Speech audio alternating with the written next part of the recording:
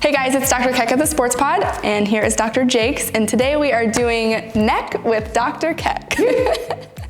Okay, so we're going to start by our lovely smashing of the neck. So I'm going to get a block. You can use a book, you can really use whatever you want. Lacrosse ball, golf ball will also work for this section of the neck. And we're gonna have Jakes be our model here. So we're looking at, we have our spine here. We're gonna go on either side of the spine about a thumb's width distance. So Dr. Jakes is going to put the ball there, and he's going to lay back. So he's on the right side now, and what he's going to do is make a double chin, because the double chin is in, and then from there he's just gonna kind of move it up and down, back and forth, really getting into those neck erectors. So we do all of our smashing for 2 minutes. So Dr. Jakes is just going to really get in there. This should feel good. Sometimes it might recreate like headache symptoms, things like that. That's normal. Alrighty, we are about 1 minute in.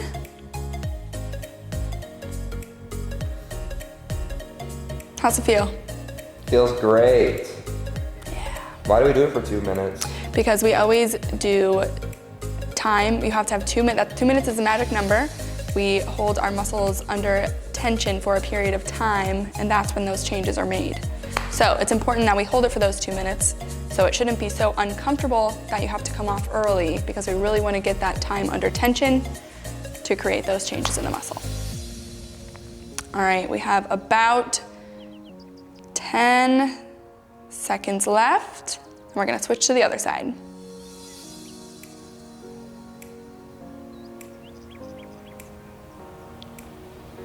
And switch.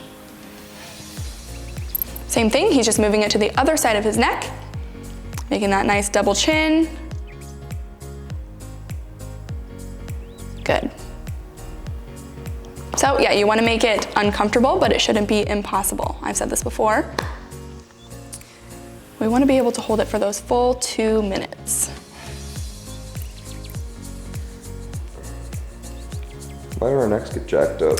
Our necks get jacked up for a lot of reasons. Probably number one right now is that a lot of us, especially right now because we're working from home, we're sitting at computers and our necks are always in this position here, this crappy position, where we're in that like excessive extension of the neck. So right now we're really pushing that neck into that upper cervical flexion, or the top of that neck.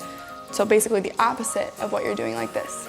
So this also causes upper back problems and shoulder issues and everything like that, because this is not the position that your neck is supposed to be in.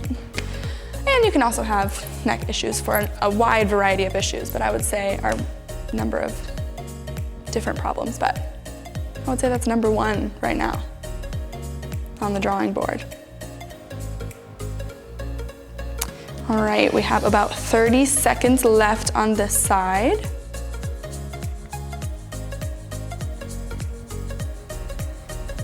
And you can move it up, you can move it down, you can do more spots if you need to.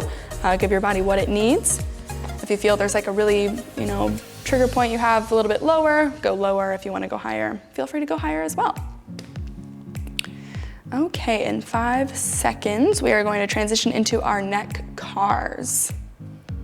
And 3, 2, 1. Okay, so if you have been following along with us, we do a lot of CARs. CARs stand for controlled articular rotation. So what we're doing is isolating just the neck, taking it through its full range of motion without recruiting any other body part. So we're going to try to keep our upper back and our shoulders out of this. So we're just taking that neck through a big joint circle, really trying to push the end range of the neck joints, there's many. Okay, so to start off, double chin is in, so we're gonna go back into that double chin position and go into flexion. From there, Dr. Jakes is going to turn his head to the right as far as he can go. Good. And then he's going to go back to midline. From here, he's going to drop this ear to the shoulder and go back up, try to get chin to the ceiling.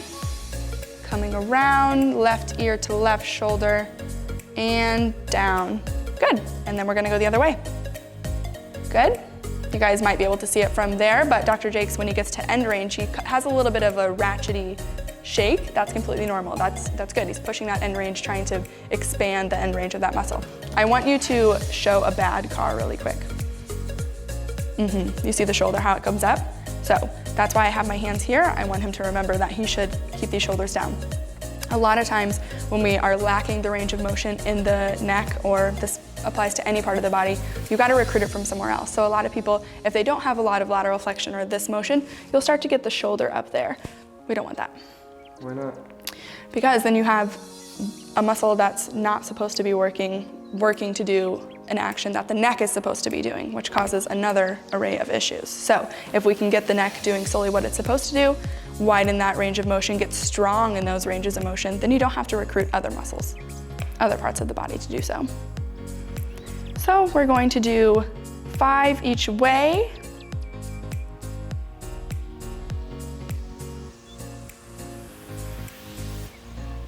Good.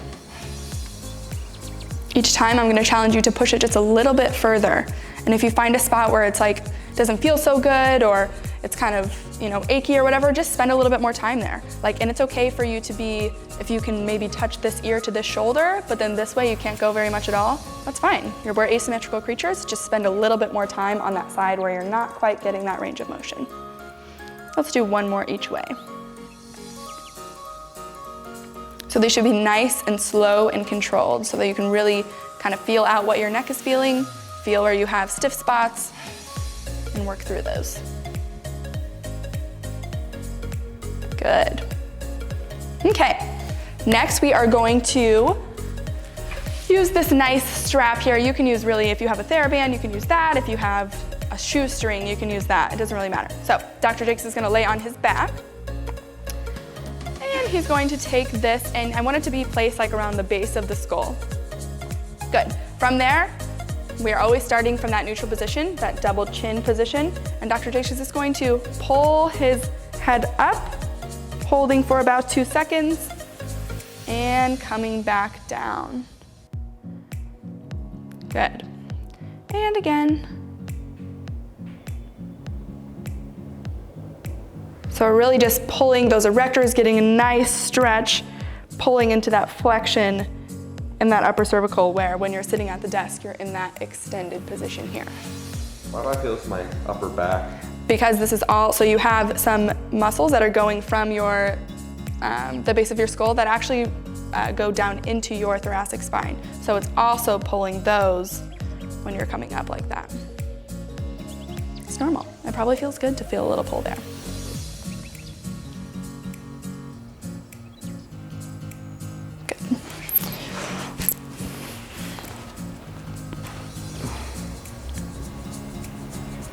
I'm going to get 10 total of these.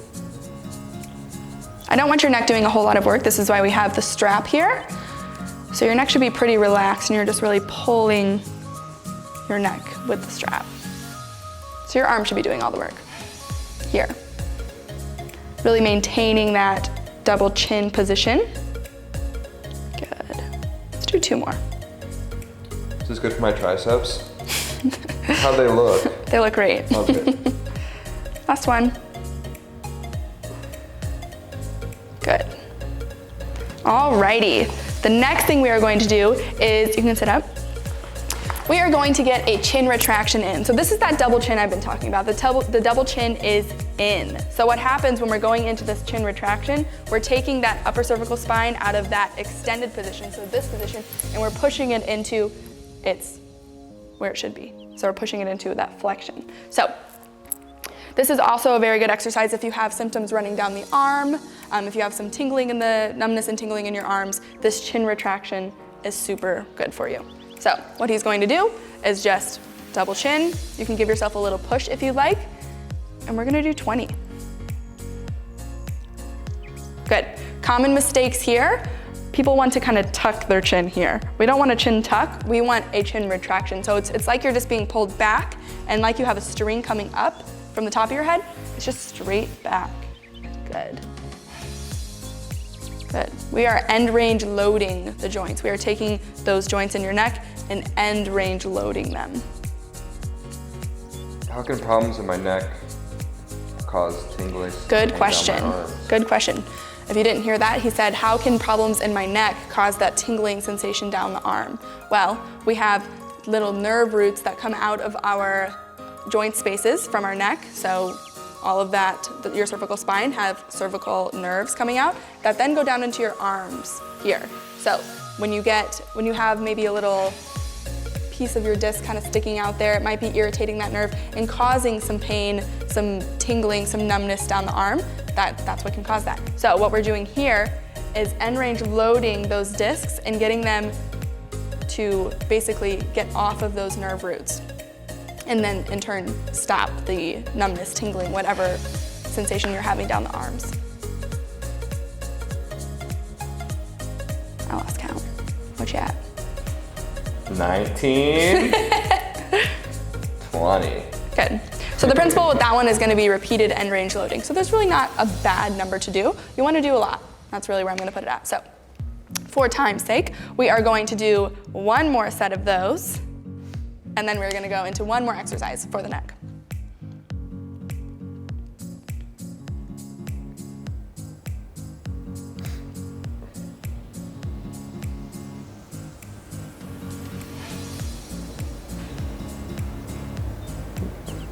Great, great.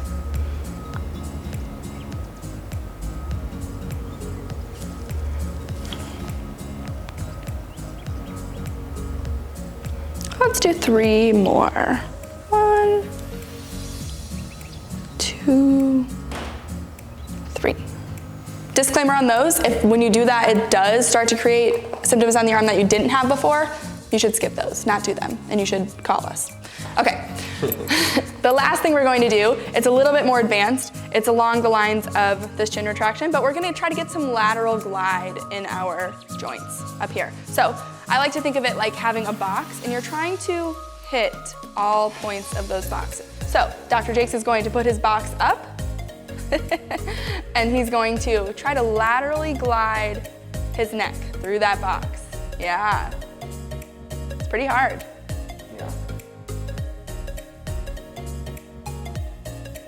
You can see he really wants to like turn his head.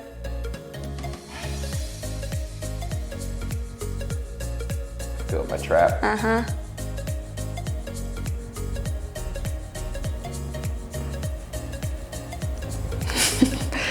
Good. Let's do 5 more. 2, 3, 4, 5. Okay, so we got some lateral gliding of that neck. So we're really just trying to get it moving in all the ways that it's supposed to move. So if you have any questions about anything we did in this video, if you have anything that you'd like to know more about, you can always reach out to us on Instagram @thesportspod, or you can find us online at www.thesportspod.co.